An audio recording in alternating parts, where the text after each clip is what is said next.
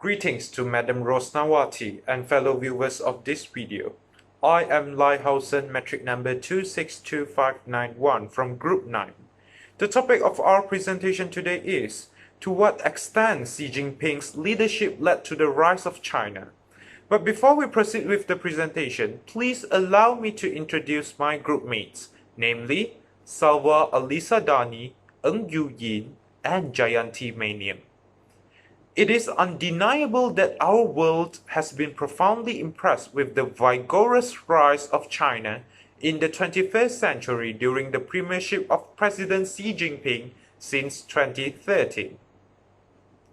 Xi Jinping was born and raised in Beijing before his family was exiled to Shanxi province in his teenage years due to the political persecution of his father during the Cultural Revolution in China. This has inspired him to join the Communist Party and started his political life. He then received his tertiary study as a chemical engineering student at Tsinghua University before he became actively involved in the political arena and eventually succeeded Hu Jintao as the President of China in 2013. This presentation aims to evaluate to what extent Xi Jinping's leadership led to the rise of China. The importance of this presentation is to discuss and analyze Xi Jinping's multifaceted leadership style in shaping the prosperous and modern China after his rise to power. There are several subtopics in this presentation, namely, what is Xi Jinping's leadership style? Changes brought by Xi Jinping in China, Xi Jinping's leadership on China's multilateral cooperation, and strengths and weaknesses of Xi Jinping's leadership in contemporary era, before we sum up everything in this presentation with a conclusion. Hi, my name is JAYANTHI MANIAM and my metric number is 262371. So now I'm going to present the first part, Xi Jinping leadership style. But before that, I would like to talk a little bit about political leadership, which defined as an ability of an individual to lead or guide a large population of people, political organization, and the nation itself. There are several types of political leadership, including democratic leadership, which is all about honest, freedom, inspiring, and bottom-up two-ways communication. While autocratic leadership is form of direct and controlled supervision, and it often ensures a professional relationship between the autocratic leader and their followers. Moving to next, paternalistic leadership is an organic conception of leadership like Zhuang in Lebanon, while laissez-faire leadership is where the leader act as a neutral moderator. Lastly, transformative leadership is from management to transformation, where the leader change and lead their followers by encouraging creativity and group vision, like the Meiji Restoration in Japan. Now I'm going to move to the next part, which is Xi's background and his autocratic leadership style. Chinese President Xi Jinping is well known for his autocratic leadership style, and he is one of the significant actors not only in China but in the world stage. And he holds fast position in both Chinese government and Communist Party. An individual's background able to predict a lot about his character, personality, and also his leadership style. Although Xi was the son of a Chinese Civil War veteran, but his childhood was far from the stereotype of being the special son of a high-ranking politician. Cis once says that he rejected 6 times before accepting into the Communist Party Youth League. And then he later joined the Adult Communist Party, which he is currently leading. Xi was initially had difficult in joining the Communist Party Youth League because of his father's bad reputation back then. But this shows us that one of the Xi's character, which is not giving up and work hard no matter what obstacles that we meet until we achieve our goals or our mission. And as in the Xi Jinping's educational background, Xi went to the prestigious Beijing Tsinghua University to study chemical engineering. Although he graduated in 1979, but he got himself a job in the central government of China, working in military administration as secretary to Geng Biao, who was then the vice premier and the minister of national defense in the central Chinese government. He Although he studied non-politics subject, but since he have this huge interest in politics and communist party, he chose a politic career path. In 2008, Xi held various powerful positions, which are Vice President of the National People's Congress, the Secretary General, which is the highest office in China, also as Secretary General of the Communist Party and head of the Central Military Commission before Xi became the President of the People's Republic of China in 2012. This shows us that Xi prepared himself with go through these various of powerful position in China before becoming a powerful Chinese leader in China. Xi then managed to consolidate power at a rapid pace during his first term as China's president. The success of his anti-corruption campaign served to remove many Xi's political rivals, which then strengthened his grip of power in China. In addition to strengthening his power in the party, there are signs that he also tightening his control over civil society, which is many human rights activities, lawyers, and even moderate intellectuals have been harassed, detained, and imprisoned if they act against these policies. A number of campaigns have uh, tight internet control in China in the name of fighting pornography and rumors, but actually, it's common for the lack of freedom of speech, freedom of media in an autocratic leaders nation. In 2008, he also abolished the presidential term, which allowed him to rule forever, which emphasized his autocratic leadership style. This gave him a huge platform to impose any policy that he thinks it's right, and also hinder opposition power to criticize or stand against his path. So now I will be explaining the next part, which is Xi's vision as an autocratic leader. Xi Jinping strongly believed that implementing full democracy will only lead to chaos or anarchy, or even threaten his position as an autocratic leader. Xi and the Communist Party's ideology coined the phrase of Chinese Dream to describe his comprehensive and ambitious plan for China as its leader.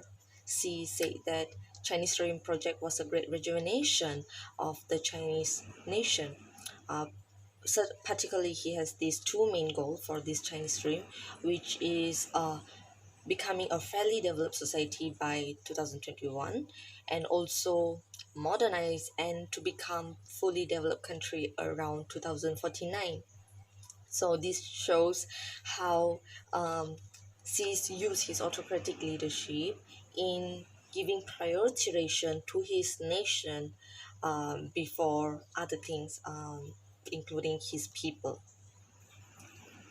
So for the last part, I will be explaining the public media opinion on his leadership style. Xi Jinping is very popular in China. In 2017, the Economist named him as the most powerful person in the world.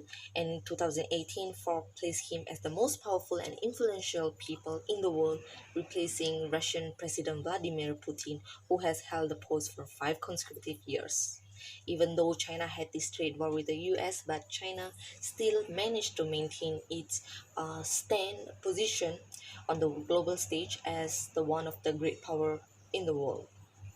China run media uh, in the site have promoted President Xi Jinping images with frequently. For example, Xi Jinping's name was mentioned almost twice as often in the party news article, which when he was in the first month in his presidential period, Xi was mentioned in 4,186 articles in the 8 pages of the People's Daily. So overall, Xi Jinping's autocratic leadership, it's all about making China become the greatest nation in the world. That's all for my part. Thank you. Thanks, Jayanthi. I am Lyhausen and I will continue the presentation with the subtopic, which is changes brought by Xi Jinping to China. This part will discuss further about the exact changes brought by President Xi Jinping's authoritarian behavioral leadership styles to China since 2013 as compared to his predecessor, President Hu Jintao.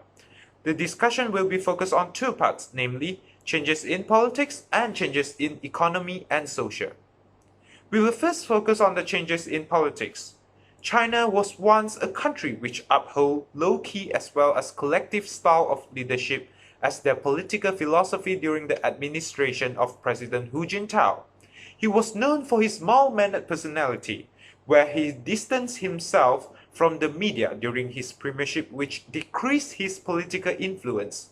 The practicing of such inefficient leadership styles has directly paralyzed him from making essential policies in improving the living standards of Chinese citizens. Besides, there were clear distinctions on the policies introduced by different leaders during Hu's era which contradict with one another. President Hu failed to align the policies and stances of his inferiors in many politic-related issues, despite being a president of a communist country. However, what made President Hu's leadership worse is his impotence in stabilizing the state's security, where the mass protests happened in provinces such as Xinjiang and Tibet.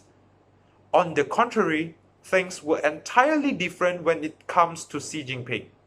He has utilized the media strategically in ensuring his endeavor in serving the nations to be seen by the public after his rise to power. Besides, Xi Jinping's leadership style also makes sure that he has the final say in policy making. He even decided to further the continuity of his political leadership by demolishing his presidential term limits, which were embedded in China's constitution, which made him to be the second China's president for life after Mao Zedong. As for state security, the unprecedented reform through military means made by Xi Jinping has effectively stabilized the country, especially in Xinjiang and Hong Kong. Such actions had effectively minimized any foreign influence in the nation-building of China during Xi's premiership. In short, Xi Jinping's leadership is more centralized, and it has further enhanced the Chinese Communist Party's paternalistic view of its role in terms of politics and administrations as compared to President Hu's premiership. Next, President Xi has also brought many changes in China's economy. China was severely troubled by corruption despite its high GDP growth during Hu Jintao's era. Besides, the premiership of President Hu also reflected his incapability in bridging the huge economic disparity in China in spite of the country's substantial GDP growth. Following its rapid economic growth, China has been long troubled by the severe income inequalities among social classes, which threaten their social fabric. The situation doesn't get any better, although various economic plans and policies have been included in the two centenary's national economic goal to reduce China's yawning wealthy gap. Xi Jinping's leadership, however, managed to amend the problem left by President Hu in China's economy gradually but with a strong determination ever since he succeeded to the presidency. He upholds a robust anti-corruption attitude, which is viewed by many scholars as one of the populist approach of his leadership style, as such styles deeply satisfy the Chinese citizens who have enough of corruption among their politicians. Such in-depth housekeeping within his party has undoubtedly exhibited President Xi's determination and leadership in making ways for the sustainable economic growth of China. As for bridging the economic disparity, Xi's leadership has also depicted his strong will in assisting the deprived community in China. He has launched a targeted poverty alleviation strategy in 2014, which aimed to solve the poverty issue in rural areas and build a modern and moderately prosperous society in China. As a result, the country managed to lift out all its citizens from the absolute poverty line on 23rd of November 2020 and reduce the wealth gap in society. Generally, Xi Jinping's leadership has amended the legacy of Hu Jintao in terms of economy and social aspects. His autocratic behavioral leadership has undoubtedly assisted him in making hard decisions for the improvement of the standard of living of the Chinese citizens. This marks the end of my part. I will now pass the floor to SALWA for the following part of this presentation. Thank you. Alright, thank you so much for the presentation, and now I'm going to take over the presentations. My name is SALWA DHANI, metric number 2603888, and I'm going to talk about Xi Jinping's leadership on China's multilateral cooperations. We all know that China is now expanding its power globally under the administration of Xi Jinping. It is also very important to know that Xi Jinping's style of leadership is very different compared with the previous Chinese leader. Xi Jinping is the first Chinese leader that brings China into more open and active in international agenda. Meanwhile, the previous Chinese leader were tend to be more isolated and passive in international relations. This could be seen through several multilateral cooperation of China, which has successfully brings China's economy to be more inclusive and sustainable. Xi Jinping is also expanding its power through some political and also economic agenda. The first multilateral cooperation is OBOR, or One Belt One Road. This huge project was first introduced in 2013. Many scholars believe that this initiative is very comprehensive, yet very risky, and also reflects the Xi Jinping's personality a lot. OBOR is known as the modern version of the ASEAN Silk Road Initiative, which promotes the mutual trust and gain. Xi Jinping's hopes to open the World Economic Corridor by doing the OBOR initiative. Well, it seems like China is now getting closer to its Chinese dream because China is now the largest merchandise trader in East Asia. The Xi Jinping's political ambition seems to match with the China's political ambition because many people come up with the term of Xi-plomacy or Xi Jinping diplomacy, as we know that he brings China into more open and active in international relations. Now, China is no longer walks safely under heaven, and the Chinese people should be proud of its country's achievement in economic expansion. And now we move on to the second multilateral cooperations. The second multilateral cooperation is a loan facility which was introduced in 2016. This is called as Asian Infrastructure Investment Bank. Many scholars believe that this loan facility is a rival to US-led bank and also the Japan-led development bank. During the pandemic of COVID-19, this loan facility has helping its members to cope with the pandemic. As we know that many countries are suffering from the economic decline caused by the pandemic of COVID-19 and due to some social restriction and others regulation by the country. So China comes up with the crisis recovery facility to help its member. And now AIIB is having around 102 members all around the globe. And finally, we arrive at the third multilateral cooperation. The third multilateral cooperation is ASEAN-China cooperation. According to the Jakarta Post, the closer need of the ASEAN and China is getting closer, especially during the pandemic of COVID-19. Moreover, both sides also agree to commit in order to solve the problem in South China Sea. During the pandemic, China is now developing the COVID-19 vaccine, and it will given the top priority to ASEAN countries. China also facilitating some training to health sector personnel in ASEAN countries. Xi also proposed that both countries need to work together in order to cope with the global crisis of pandemic of COVID-19. Not only giving the training, China is also facilitating some financial aid in order for the members of ASEAN countries to cope with the pandemic of COVID-19. There are so many other multilateral cooperations under the Xi Jinping's administration, such as APEC and China, G20, and others. No previous Chinese leader has struck so many foreign relations, but Xi Jinping, according to Global Business Outlook, in his first 5 years administration, has successfully held global major summits. Hence, China is now promoting the international and also regional peaceful environment. Overall, it can be said that the Xi Jinping's administration is very open, unique, and also ambitious. Xi became the first Chinese president that brings China into more active and also more powerful in international agenda. China is now still expanding its power through some other political and also economic multilateral cooperations. Good afternoon, everyone. My name is Yin, and I am going to explain the strength and weaknesses of the Xi leadership in the contemporary era. Different political conceptions of him have shaped a rising China in the aspect of economy that lifted China's positions in the international order. Strong leadership capability of President Xi Jinping has demonstrated him as a decisive leader that transforms and leads China better than his predecessor. Authoritarian leadership of President Xi has led China to become one of the superpowers. However, the aggressive style of leadership has become one of the most controversial issues to be discussed in the international forums. First, President Xi's authoritarian leadership from the aspect of political power has eased him in the process of political decision-making. The centralization of the party control in the economic and political system.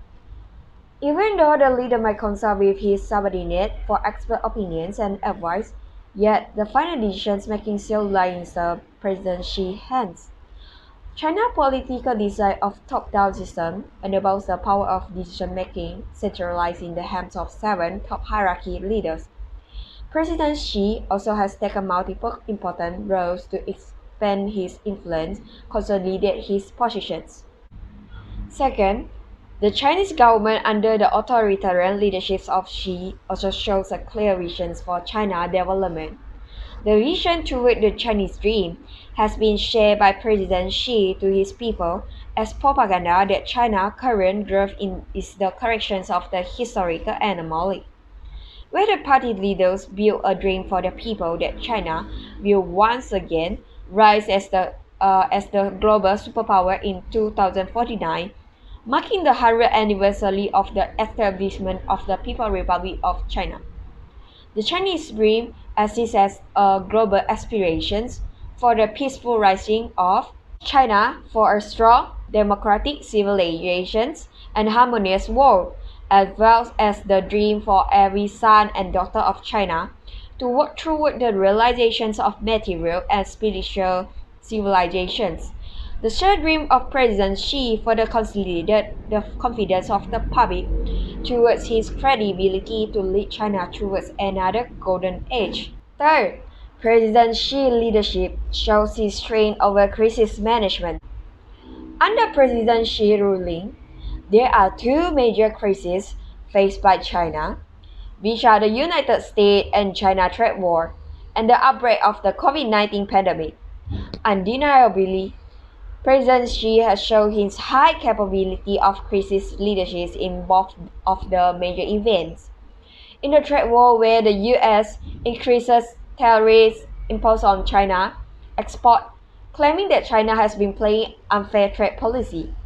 Beijing fight back by levying 16 billion tariffs on US goods. President Xi replies that China would always favor a trade deal, but also not afraid for a war, showing his resolute attitude in handling political economic part of war. Also, he even proved he keeps his leadership in the COVID-19 pandemic that originated from Wuhan province by imposing travel restrictions and closing down all the borders to prevent virus contaminations. President Xi's leadership has its strengths and also its weaknesses, and the first weaknesses of President Xi's authoritarian leadership is it's only allowed little transparency in the government. Limitations of the transparency remains as a major problem in the China administrations, as well as their transparency in the fiscal.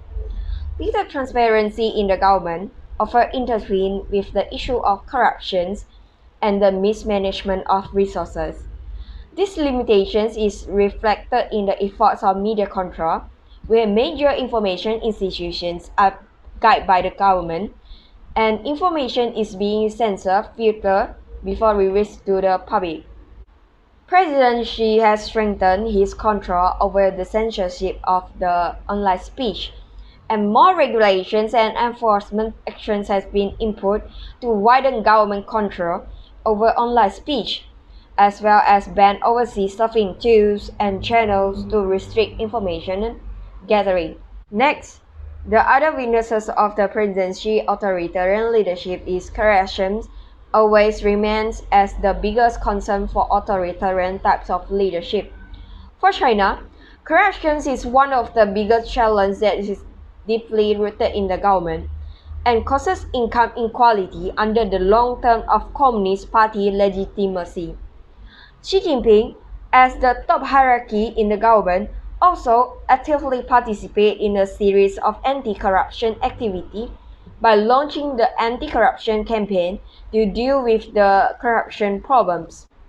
Correspondingly, corruption combating has become the priority responsibility under President Xi's leadership, later followed by eliminating extreme poverty and stimulating industrial transformation.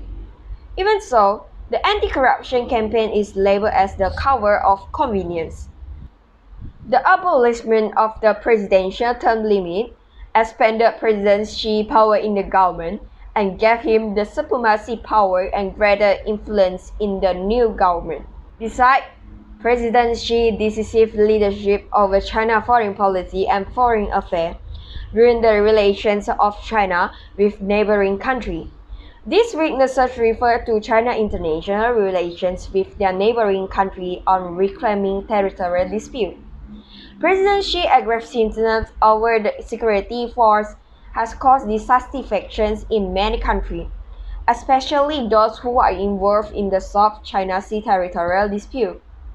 Therefore, it is important for China to reform in terms of transparency, information disclosure, and also in terms of liberations and freedom. Even though it is a socialist communist country, yet political ideology and policy of them need to change over the time to ensure that China can keep up with the pace. Otherwise, China's strength, as mentioned earlier, will become their biggest restraint in their path to rise as a great power like the United States. In conclusion, we can say that the Xi Jinping's administration is very high profile. This could be seen because he has given such a huge dominance in the foreign policy of China. We know that he has changed China's foreign policy to be more open and also to be more internationalism because the previous Chinese leader tend to be more isolated. He has also successfully brought China's economy to be more inclusive and sustainable, which could be seen through the East Asia partnership with China because China is now the largest merchandise trader in East Asia. However, there are several weaknesses of the Xi Jinping's administration, such as lack of transparency because he has controlled the media and also there are so many corruption cases in the country. Moreover, he has proven the worth of his capability by managing the two major crises, which are the US-China trade war and also the COVID-19 pandemic. So that's all from my part and also from our group. If you have any question, just drop in the chat box. Thank you so much and see you.